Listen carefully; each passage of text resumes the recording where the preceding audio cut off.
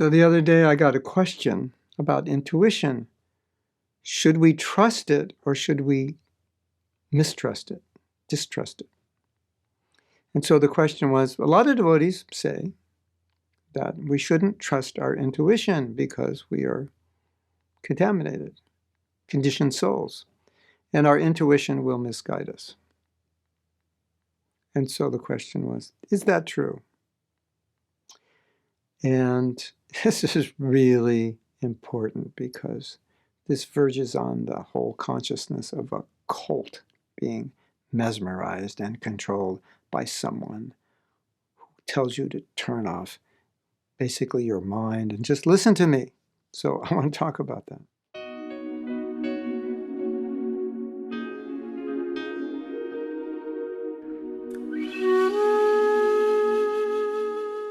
So this is a really good question. Should we listen to our intuition? Is our intuition guiding us? Where is it coming from?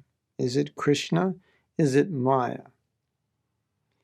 Well, let's start with a principle, a beautiful principle, that the spiritual master's service is to guide the disciple to a state of consciousness, a state of purity, in which that disciple can hear the Supersoul. Because Supersoul is Chaita Guru. He's the Guru within. So the service of the Guru without is to help us become purified enough to hear the Guru within.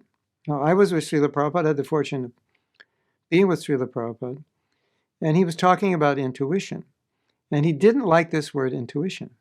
He said it's not intuition, it's Paramatma. He said, how does an animal, a little baby, know how to walk, how to communicate in animal language, how to eat, and so forth? He said, it's not intuition. It's Paramatma who is giving knowledge, who is reminding them. Now, can intuition be wrong? It's possible. But we all have experience that we've been given intuition to do something or not to do something, and that intuition was correct.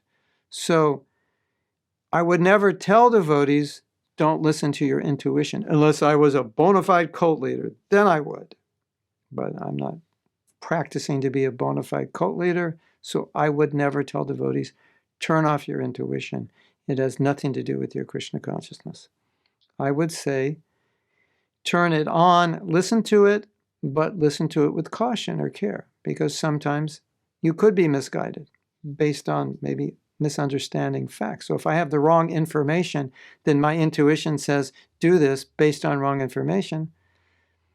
Your intuition is working, but you fed it wrong information. So, but I would never say, and we should never tell devotees, don't listen to your intuition.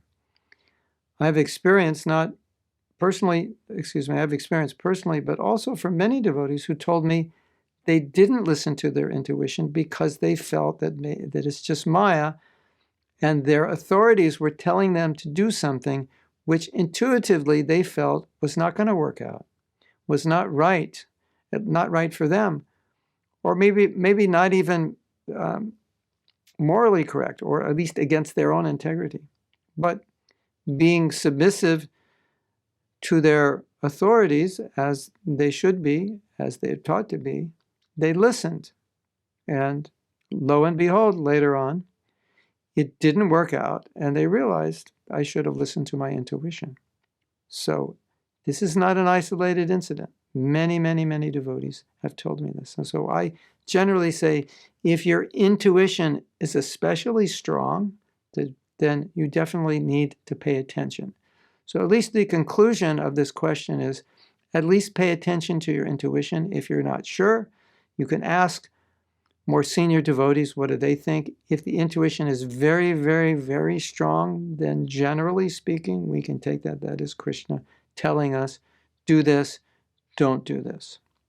That's my general advice, and I just don't want devotees to walk around thinking, I don't know anything, I'm just a new devotee, whatever I feel, I should just neglect, whatever intuition is coming, I should just neglect. It shouldn't be that way.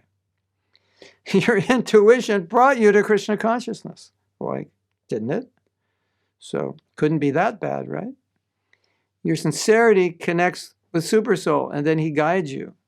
So as long as we're sincere, honest, generally our intuition will be in tune with Supersoul, and he will guide us. And if we make a mistake, we recognize, okay, I made a mistake. I misunderstood.